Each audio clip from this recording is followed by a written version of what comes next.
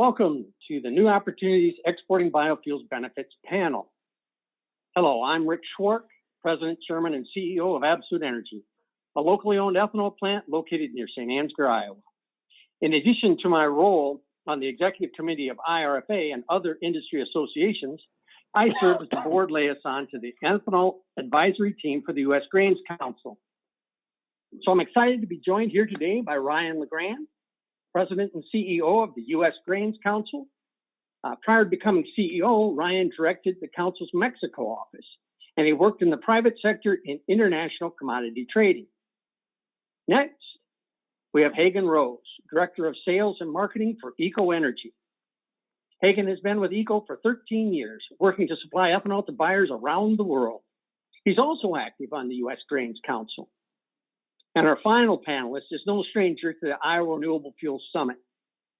And we are honored to have him back with a new title, Ambassador. Terry Branstad recently returned to Iowa after serving over 3 years as the United States Ambassador to China.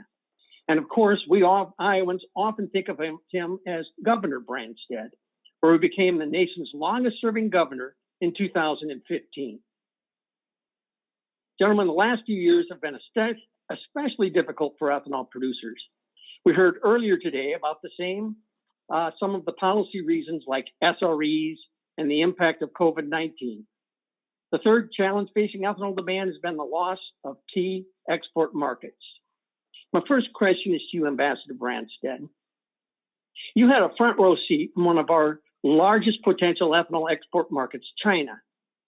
Just as the market was starting to take off, the U.S.-China trade dispute led to massive trade barriers and the loss of a potential billion-gallon market. What was the situation in China when you left, and how can the Biden administration reopen China to U.S. ethanol and distillers' grains? Well, the trade dispute was a tough one, and I think the Trump administration determined that to get China's attention, we had to put in place tariffs.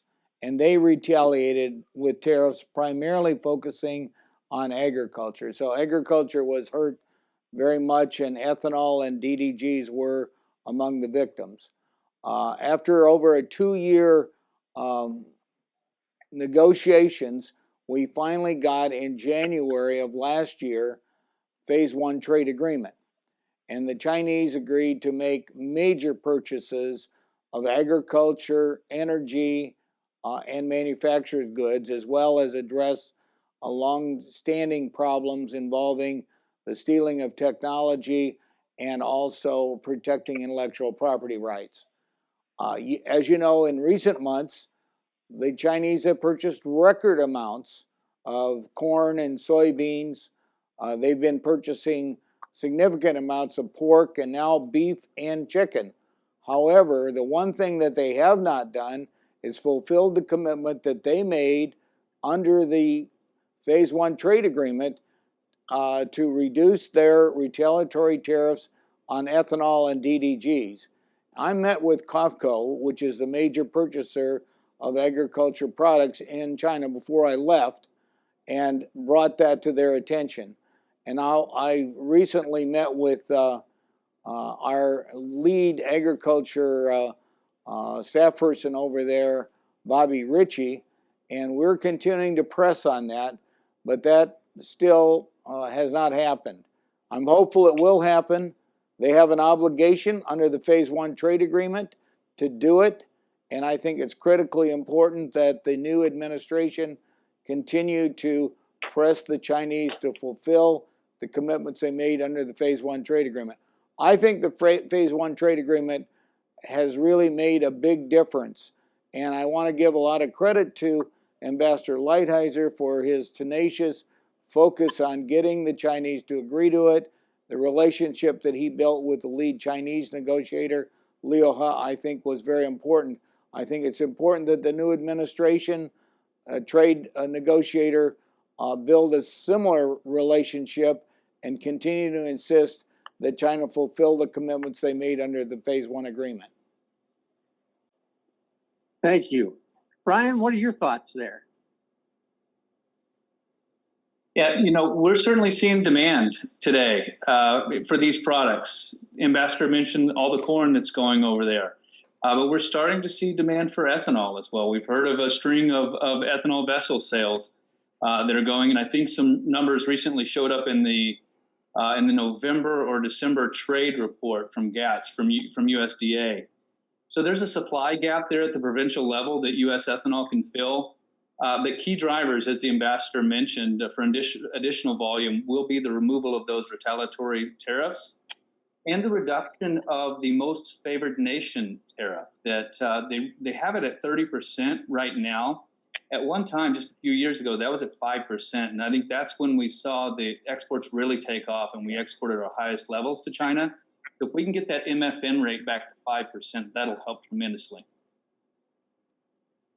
Hagen, did you have any thoughts on that as well?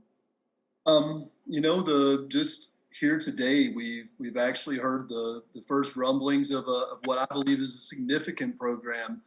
In an earnings call earlier this morning, up to 200 million gallons are on the books for the first half of this year.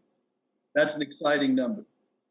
I think the main difference that I see in the material that is moved so far compared to maybe 2016 is that it feels very structural, as opposed to a trade where the buyer may wash out or fail to eventually take the material.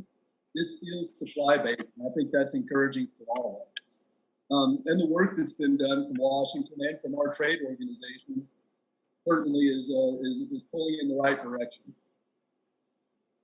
No, and Hagen, to go along with that, the article that came out today that Opus reported just today, ADM says it believes China has already made commitments to import 200 million gallons of U.S. ethanol this year, matching a record high. China has actually been buying U.S. ethanol, and that's not something it has been doing for years. Their CEO suggests that the bulk of China's ethanol imports will likely come from the U.S., given high global sugar prices that could lead more Brazilian cane ethanol producers to shift away from the fuel. In Brazil, you have to make a choice of sugar or ethanol, he said, adding that ADM expects higher shipments to China with maybe less pressure from ethanol. Hagen, we're seeing robust sales of corn and soybeans to China. Do you think ethanol and DDGs will be next? I absolutely do. I'm tuning up my balance sheet to reflect the discussions that we've heard today, and frankly, there's reason to believe the follow through for the back half of the year. And I was reviewing some notes, and I believe our biggest year to China was about 168 million gallons in 2016. Now, but if we look at this in the first half program, we should see a record year. I'm certainly optimistic that we'll continue to see those vessels available. Ambassador Branstad, do you think what do you think about future sales here in the short term for ethanol and DDGs into China? Well, I think it's overdue, and I think they need to do it.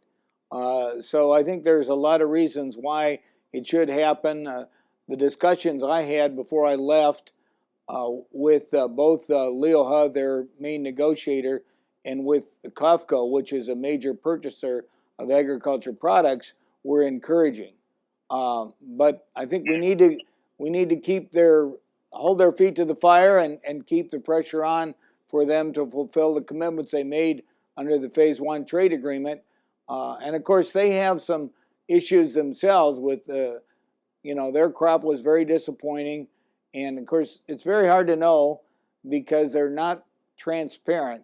And so it's a difficult situation, but I think there's every reason to believe we're going to see them back in the market to purchase both ethanol and DDGs. And DDGs is a great economical feed for their livestock.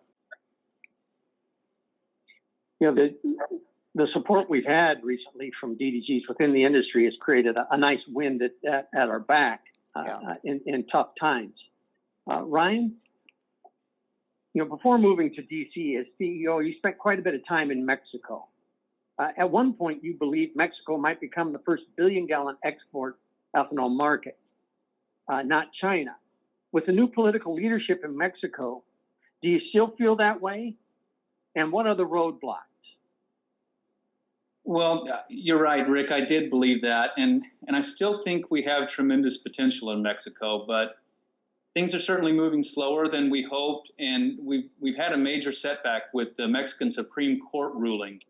And that will require Mexico's energy regulator to rewrite their E10 fuel specification. And we've also seen in recent months that Mexico's president, AMLO, he's taking steps to give their state-owned oil company, Pemex, the upper hand versus the international competition that's coming to the Mexican marketplace. And this is happening after the privatization of Mexico's energy market in 2013. And, you know, for obvious reasons, the multinational oil and gas companies, they're working to combat these actions by the Mexican government. But, you know, we here at the council, we know that the inclusion of ethanol represents tremendous value and opportunity for any company that chooses to blend, be it private, public, or state-owned. So we're going to continue our work to develop the market in benefit of our sector and the Mexican consumer. Thank you, Ryan. Hagen, do you have any thoughts there? We continue to work in that. We look at the logistics and the infrastructure to handle ethanol, and we're optimistic.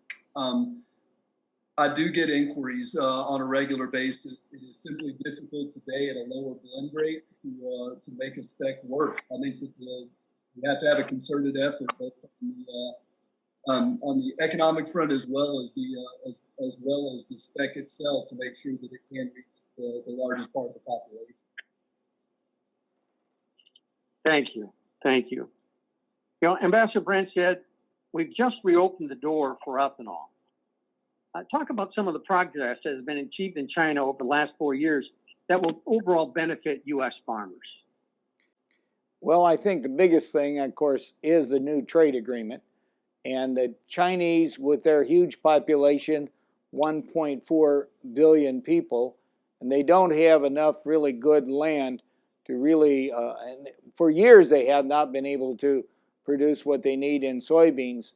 But now they've also, and of course they don't have the storage capacity that we have, and so a lot of their corn spoils.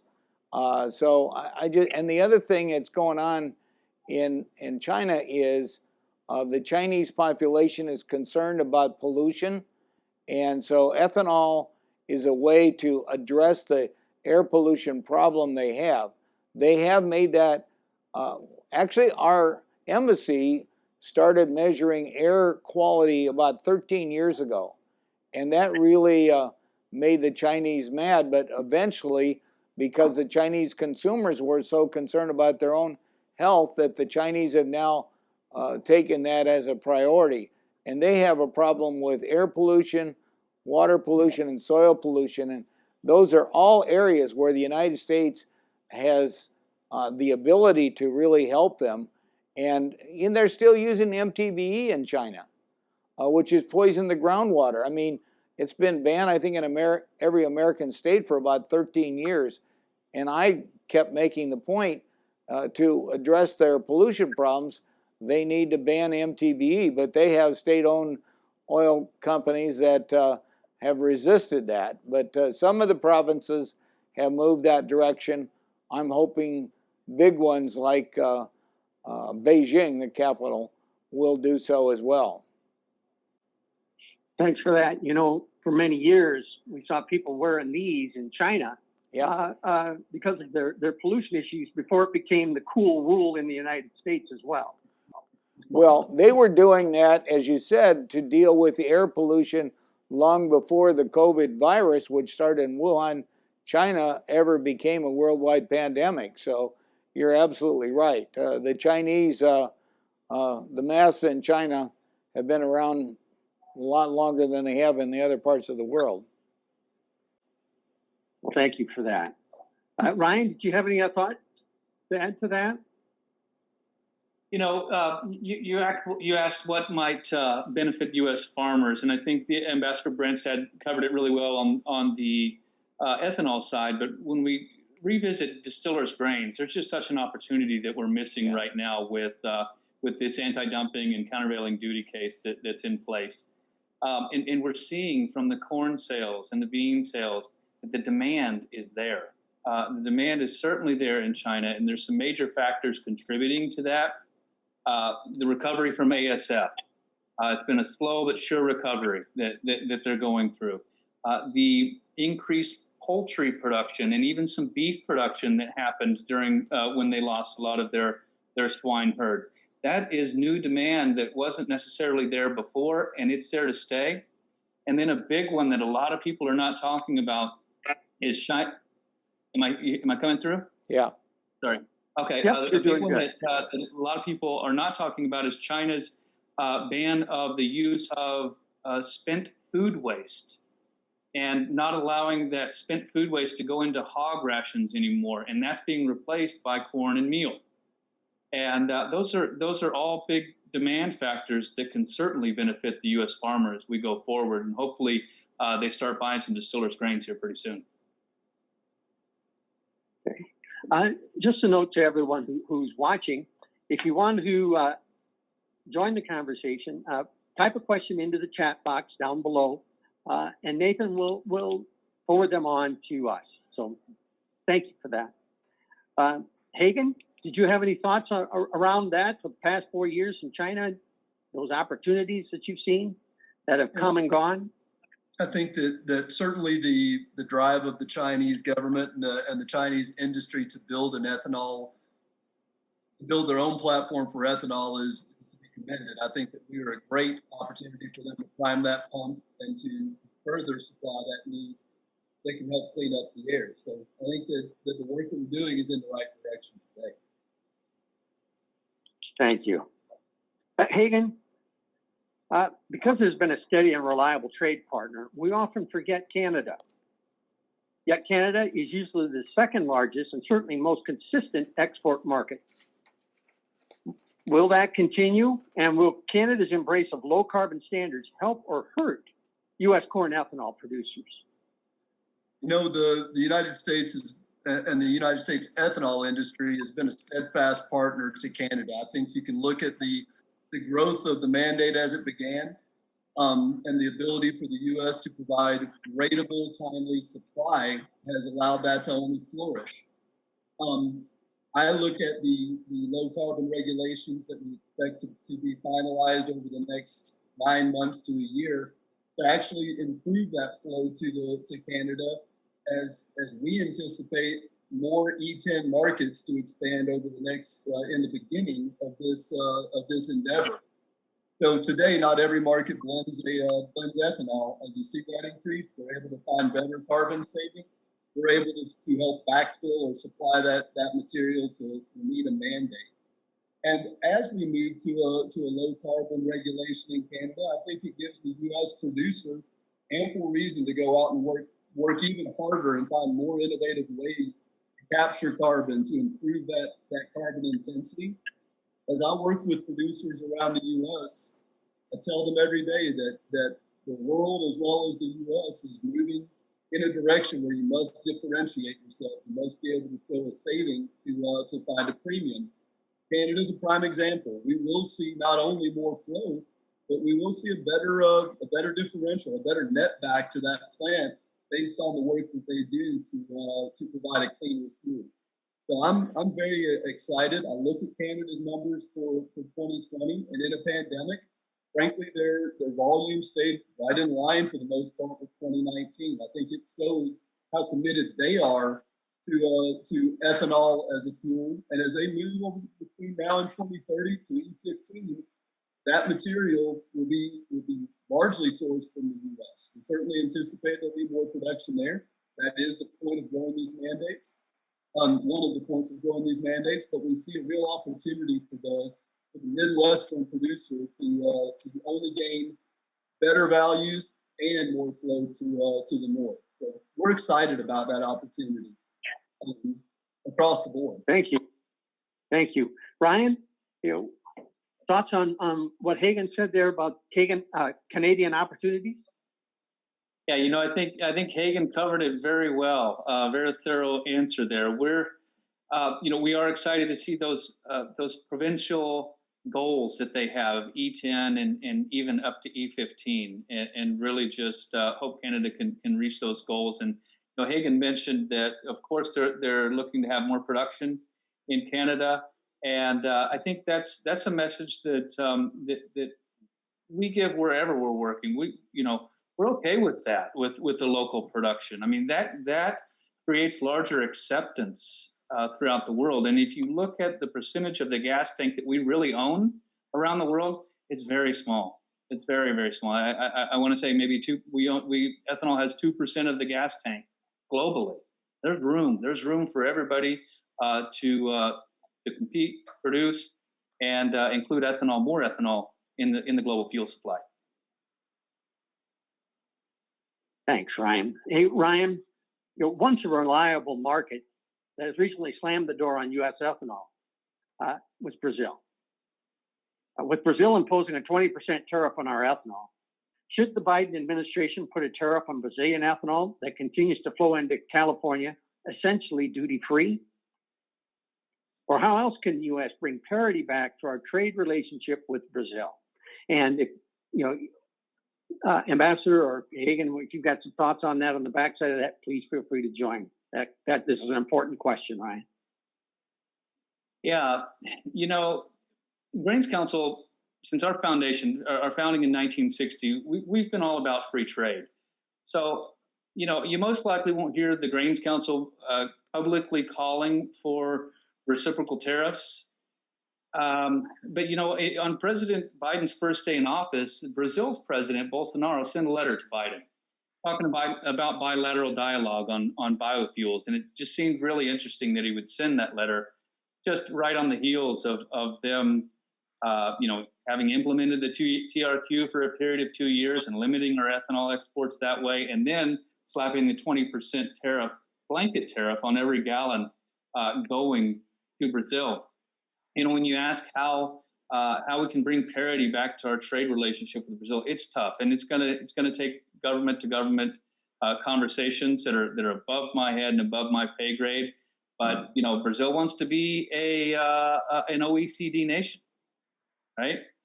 They are the second largest user of the generalized system of preferences, which gives tariff breaks to countries.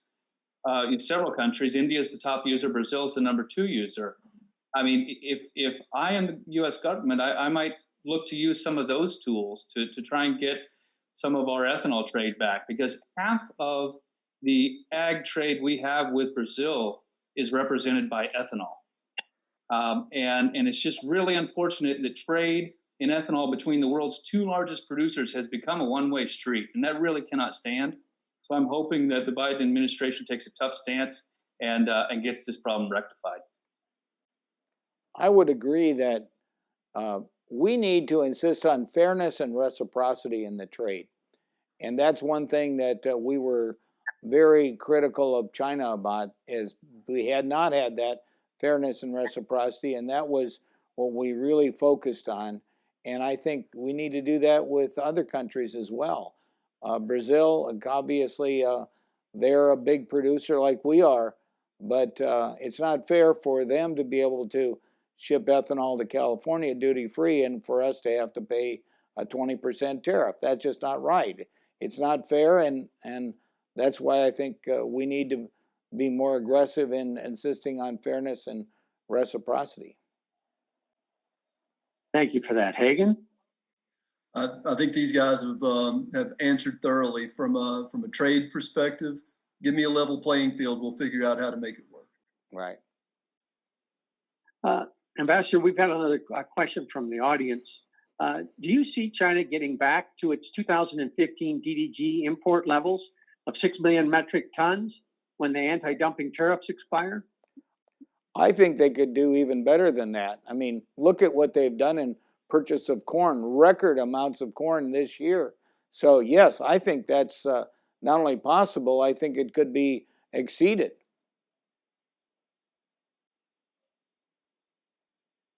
Thoughts, Ryan? Thoughts, Hagen? think he answers the question. Yeah, Right, very good. And well above that. Ambassador Branstad, while your job was in China, anyone who served Iowa as long as you did was going to keep an eye on our state. Rumor has it that you played a key role in getting the damage done by the EPA's Renewable Fuel Standard exemptions, known as SREs, in front of former President Trump. Can you talk about that dramatic Oval Office meeting and other steps you took to help with our domestic markets?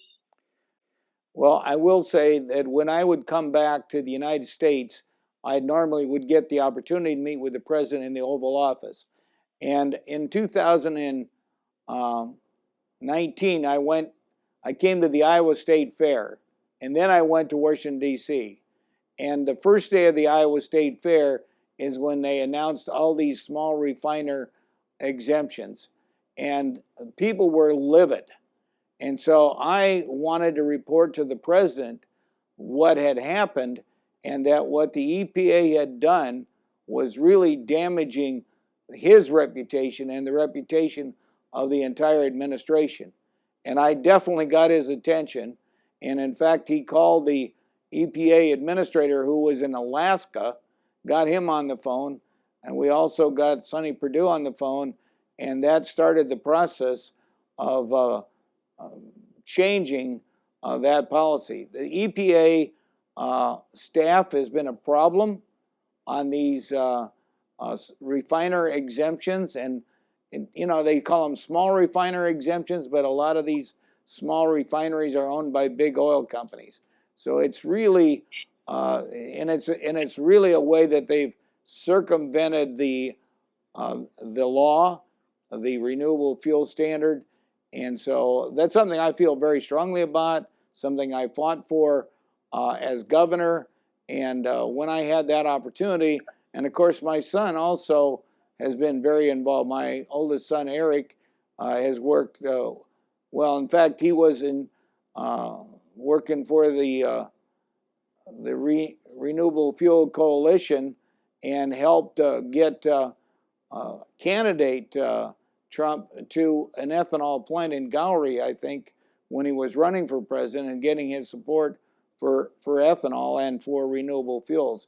So I think it's critically important that we keep the pressure on. I was very disappointed with the action was taken by the EPA in the closing hours of the Trump administration, and I think it's been put on hold. So the new administration's got an opportunity to stop that.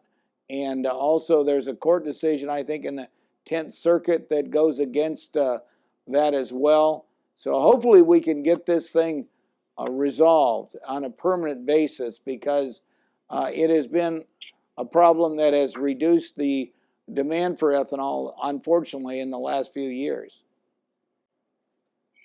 It certainly has. Certainly has. Well, thank you for that work. Very much appreciated.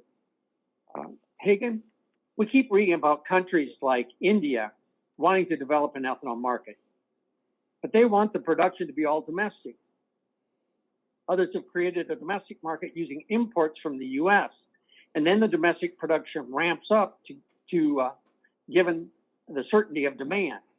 Can you talk about that and maybe some countries doing it right or wrong? Sure.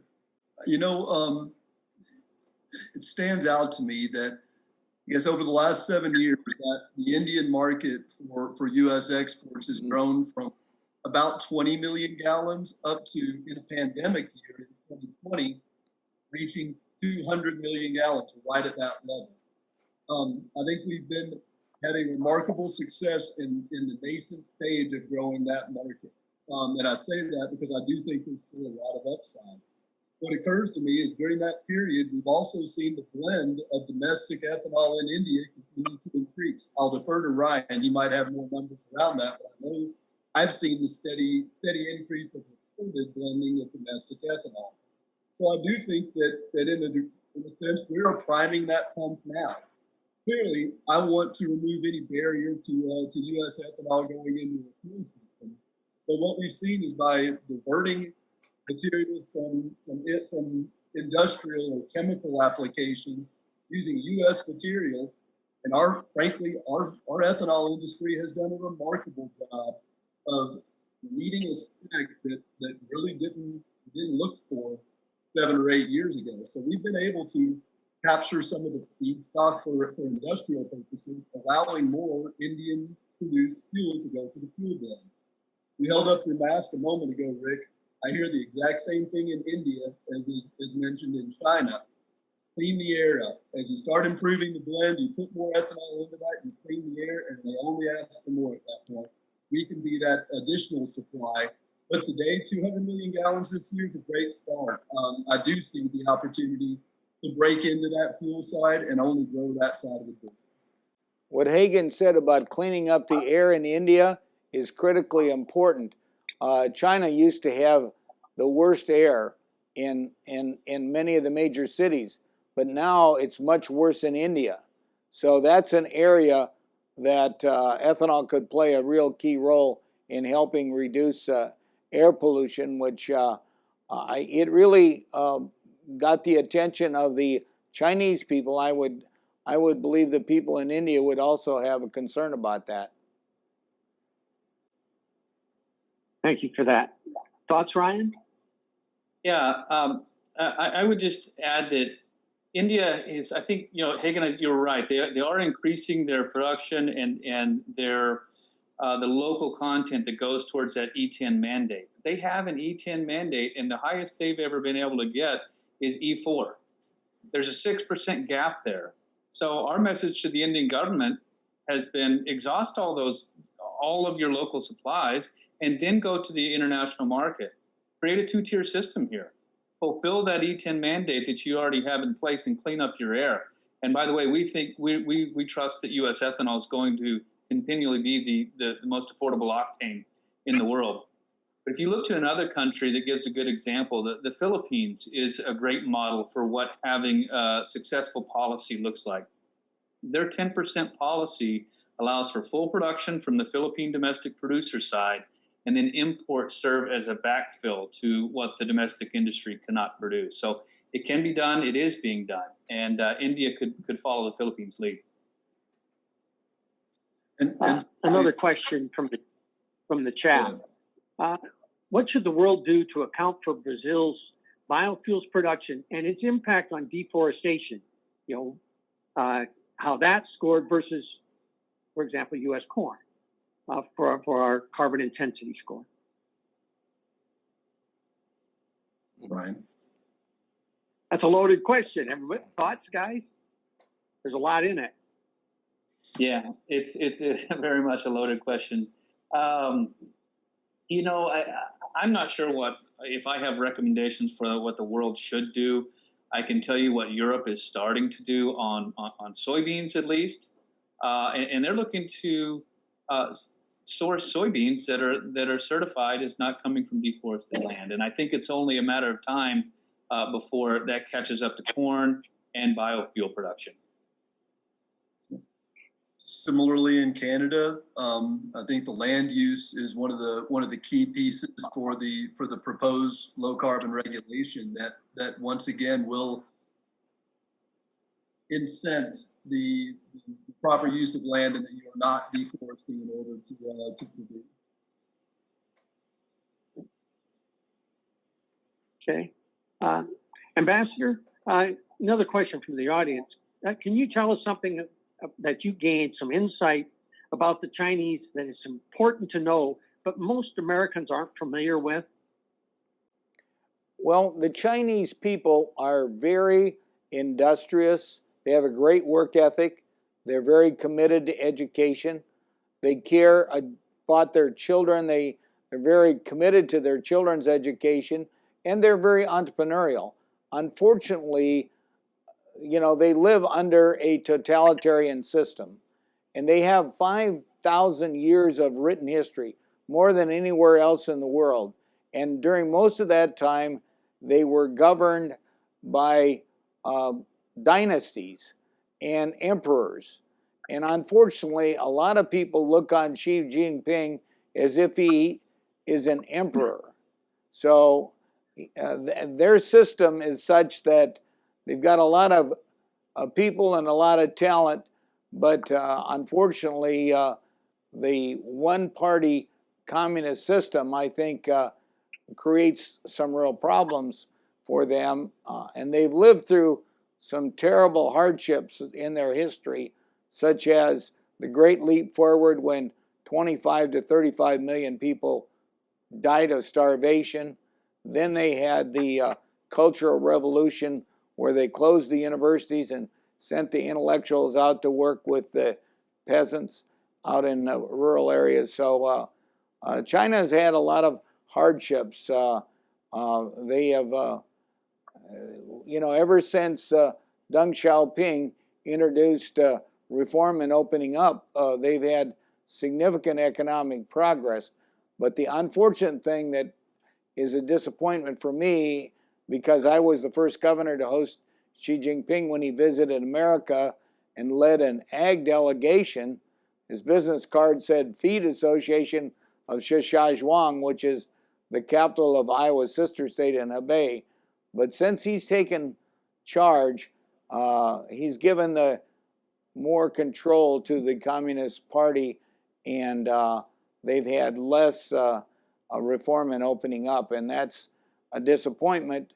There's still many reformers like Liu He, their chief negotiator, who does have Xi Jinping's ear, but we need to continue to appeal to the fact that China wants to be rich and powerful, but they also want to be respected, and they have to live by the same rules as the rest of the world. And we, when I was the ambassador, working with them, said that we wanted fairness and reciprocity in our relationship. Thank you for that. Thank you. Ryan, we've talked about China, Mexico, Canada, Brazil, and even India. What other potential markets should we keep an eye on here? Southeast Asia. I think Southeast Asia, particularly Indonesia, that's another market that has real potential. Indonesia recently lifted the ban on its tender for importing pre-blended gasoline with gasoline pre-blended with ethanol. And it really holds an opportunity to demonstrate the benefits of importing pre-blended fuel and hopefully eventually importing ethanol directly. Another market there, again in Southeast Asia, is Vietnam. They recently reduced tariffs for imported ethanol as they're looking to increase their overall blend rate in their market. And then just ongoing free trade agreements, and new free trade agreements are also a priority for the U.S. industry. We've seen increased exports to all of our FTA partners after we sign these agreements with them. And it is these agreements that give our products a better opportunity to compete. Ambassador Hagen, do you see any other potential markets that we should be keeping an eye on out here? I think Ryan hit the nail on the head. A lot of these countries in Asia, it's the most populated part of the world. Their economies are getting stronger, and many of these countries have a good relationship with the United States. And I think we need to continue. The ASEAN nations look at them as great new market opportunities that we need to continue to, we need to do everything we can to try to open up more of those markets. And I think there's great potential there, and they have a huge population and their economies are getting stronger, so they're going to have more need. And for me, I look at, frankly, I look at octane. I look at the fact that we are the cheapest octane in the world. So being able to attack some of these markets that still use other sources. I think there's a study, the Turner Mason study, if I'm not mistaken, showed a 60-cent discount to MTBE applies to Mexico, but also other markets around the world. We are the cheapest octane almost all the time. There is something to be said for putting in the infrastructure and being able to take advantage of that long term. And I think that applies to markets in North Africa and the Arab Gulf. I think it applies to the Caribbean, where we blend oftentimes a strong clip. So those are markets that we can continue to cultivate. Hagen, we have a question from the chat. Hagen, do Do you have any insight on world biodiesel and renewable diesel trade over the next decade? You know, I stay pretty closely in my lane today, supplying ethanol. I would imagine that others may have more specific statistical numbers. I do notice the continued growth of feedstock for the renewable diesel programs, the newer crackers that are being converted in the U.S. and elsewhere. So I do note the desire to see that material as a drop-in continuing to grow. I see biodiesel in Canada. But perhaps one of you have a bit more specifics around that. Your thoughts, Ryan, Ambassador? Ambassador, Well, many farmers feel that. Go ahead. no, I was going to say, Yeah, I think biodiesel has a lot of potential, and we've seen it here in the United States and the growth. And in fact, Governor Reynolds, I just talked to her the other day, and she's looking at a renewable fuel standard for the state of Iowa that could be beneficial to both ethanol and biodiesel.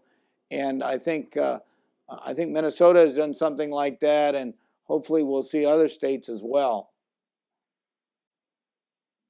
Thank you. Ambassador Brand said many farmers feel that China doesn't play by the rules, often saying one thing and then doing another. Is that accurate? Or is that the result of different social norms? And how do we bridge this gap? Well, it is accurate, and unfortunately, they've gotten by with it for decades. And so we have been trying to change that and insisting on fairness and reciprocity, insisting that they protect intellectual property rights, that they stop stealing our technology, and that we get a more fair and balanced trade. I think that my respect for Ambassador Lighthizer grew through the time that I served as ambassador. He was very focused and very tenacious. Not only did he work out the new Phase 1 trade agreement with China, but he got a better agreement with Japan, with South Korea, and with Canada and Mexico. And we need to continue to enforce that. What the Chinese love to have is these dialogues that go on and on and on, but don't really get results. They like to promise that we're going to reform and open up, but then it gets delayed and put off. And that's what Lighthizer said we're not going to put up with anymore. And it was a tough battle, but it led to the Phase 1 trade agreement. Of course, shortly after that was signed, we had the pandemic, which started, the virus started in Wuhan, China, and that became a real problem, and it's impacted the entire world. But just since September, we've seen China back in the market in buying a lot of corn and soybeans, beef, pork, chicken, but they still haven't fulfilled the commitments in the area of ethanol and also DDGs. And so I'm optimistic that that's going to happen here in the not too distant future. It's in their interest as well as our interest. Thank you. Thank you. Hagen, Ryan, any thoughts on that, down that line? Kind of doing one thing, saying another, et cetera. Yeah, the ambassador has much more insight into that than I do, and I think he expressed it about as well as any of us could. Aptly, appropriately said, Ryan. Well, thank you. Ryan, we tend to focus on fuel ethanol, but the council is also working on industrial exports. While they may be smaller, they can certainly add up. Can you update us on those efforts? I didn't hear. Was that question for me or? Oh, it was, Ryan. It was. I'm sorry. Yeah, sorry. Would you like me to repeat it? No, I got it. It cut out, I think, right at the start. I didn't hear. But so, yeah, in a typical year, the U.S. exports about 25% of our ethanol for industrial purposes. And it goes to markets like India, as we mentioned before, South Korea, Mexico, even Nigeria. And we see we see greater potential in the further industrial use where ethanol replaces some other products like methanol in certain applications or as feedstock for bio-based products. And a lot of new industrial capacity has come online in the U.S. in response to this hand sanitizer demand that we're currently seeing. And we'll see how much of that demand is sustained. Maybe Hagen has a better idea of how much they think will be sustained.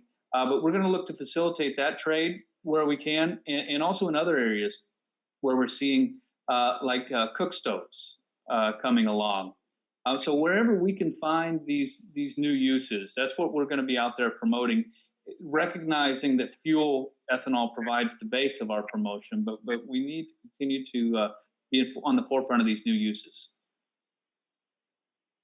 From my standpoint, I give the industry remarkable credit for adapting kits that frankly are built, to turn out 100 million gallons plus a year, and finding ways to perfect the higher alcohols, the methanols, the materials in that product to make it a suitable feedstock. We've improved every year, and for that reason, we've grown that application every year. I think that we can continue that track and also help, as I mentioned before, help find markets for their own fuel as they require less of their own industrial supply to go of their own ethanol supply to go to.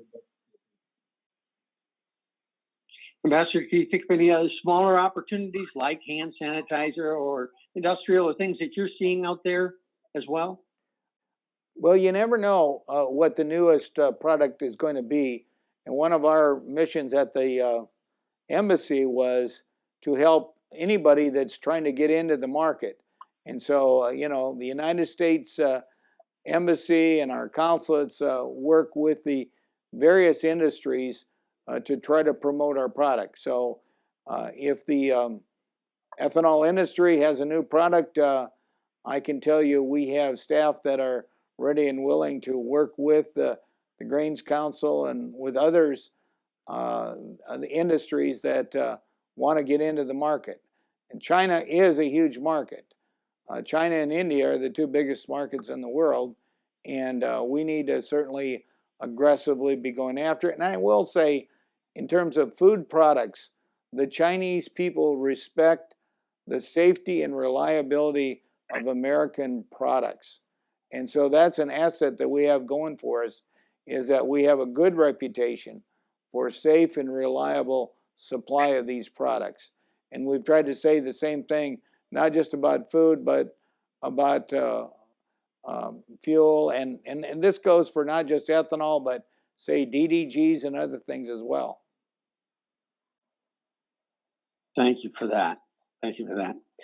Hagen, looking at the overall picture, what do you project for ethanol exports over the next 3 to 5 years? Rick, I had a crystal ball, but it broke in March of 2020. So I hesitate to give too many ideas about projections after the change that I saw at that point. That said, I do believe that we see opportunities for growth in many of the markets we've discussed. We talked about a significant increase just this year in what we're projecting for China. India continues to take more of our industrial material, and we hope for it. But if you look at just Mexico and India, what does it do to our balance sheet if those markets go to half of their potential, a third of their potential? The work that all of our trade organizations and our government are doing are pulling us in the right direction. We are capable to run our industry at full blast soon. And I do think that we can attain those 2 billion and 3 billion gallon marks down the road. I don't think we're going to see it in 2021, but I do think that over the next 4 years, we can the goals that have been set by some of our trade organizations to really spur the growth domestically and to find cleaner fuel. Well, I'm excited about the opportunity. I think that in 2021, we will see if the follow-through occurs that we anticipate, we're going to see great growth from not only last year, but the prior year. And I think those are stepping stones to get us to those levels that we all want. We all want to see a two handle on the export number. I think we have opportunity to get there. Okay, thank you. I think we just have time for one more question here, gentlemen. And it's coming from the chat box. And the question is, what can farmers and renewable fuels advocates do to help promote greater exports? Let's begin with you, Ambassador Branstad. Well, building relationships around the world is really important. I know it's especially important in Asia. And I think that's why I was chosen as the ambassador, because I'd been the governor that hosted Xi Jinping, the leader of China, in his first visit to America. And Iowans had done such a good job of treating him well that he calls us old friends. But that's true. And I can tell you the Grains Council and the various Soybean Association, all these different groups that have spent really years building relationships, that's critically important. So if you have that friendship, that relationship, that really opens the door when there's a need. And we see that time and time again. It's a little difficult now with the pandemic and the restrictions on travel, but as soon as this is over, I think it's important for people to travel and have those face-to-face meetings. We can do as much as we can, through social media now, but building those relationships is critically important, and I think that's how. And I know a lot of farmers from Iowa have traveled throughout the world to promote our products, and I've been on many of those trade missions with them, and I hosted a number of them when they came to China when I was the ambassador, and I would just encourage Iowa farmers and Iowa businesses to continue to be actively engaged and to build these relationships and friendships. I think that can lead to additional exports. Very good, very good. Ryan, Hagen, thoughts on that? You know, what can farmers and renewable fuels advocates do to help promote greater exports? For me, it's continuing to innovate, continuing to find ways to lower that overall GHG score, that carbon score. As the world looks to cleaner air and for cleaner burning fuels, this is our chance to really step forward and show them that we can empirically prove that our fuel is better. We can show them why and show them how it can clean their air and make their world a better place. So in my role at Ethanol Energy, I work with producers. We talk about what differentiates their fuel, what brings them a better netback premium. I always talk about how to make yourself as carbon friendly as possible. And I stress that every day. Brian?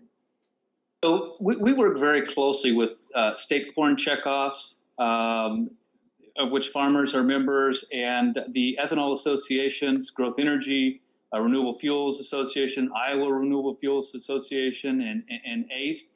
And so, I would say that collectively, as groups, express the value of trade to your elected representatives and the value of trade agreement. The export of grains in all forms is a metric that we track, and it includes corn, barley, sorghum, beef, pork, ethanol, grains in all forms. Really, it is, and it's the name. The name tells you what it is. Over 50% of the exports of those grains in all forms go to our free trade partners. So think about that. As we look to expand those free trade agreements, it's only going to increase the amount of exports. And so really, I would think to advocate to those elected officials would help tremendously. Thank you, guys. Any closing thoughts as we wrap up here and run out of time? Hagen? I want to thank the Iowa RFA and for allowing me to participate. I want to thank all of our trade groups and Ambassador for the work that we do to support the industry and support farmers. I think we do great work, and I look forward to seeing it continue to grow. Brian, closing thoughts? Yeah, I'd just like to thank you all for the opportunity to work for this industry in agriculture and for ethanol. It's a real pleasure. And Ambassador, as a lifelong Iowan, I just want to tell you how proud I am of the job you've done. Very much appreciate your work, lifelong effort. Thank you very much. Closing thoughts, Ambassador? Well, first of all, I'm delighted to be back in Iowa. I lived in China for 3 years and 4 months, longer than the previous 3 ambassadors. It's the longest I've ever been away from the state of Iowa. But I'm so proud to be back to attend this Iowa Renewable Fuels Summit. Even though we're doing it remotely this time, I've been to this summit many times. I'm looking forward to coming many more times. I'm looking to come back to the Iowa State Fair. We didn't have a state fair in 2020. I'm very hopeful we will have one in 2021, and it's just great to be able to work with the industry and promote this great Iowa renewable fuels, which we are the leading state in renewable fuels, and we want to keep it that way and continue to grow it. Thank you. Thank you. Thanks to this great panel's input to the 2021 IRFA Summit. This concludes the Export Opportunities panel. Thank you, gentlemen.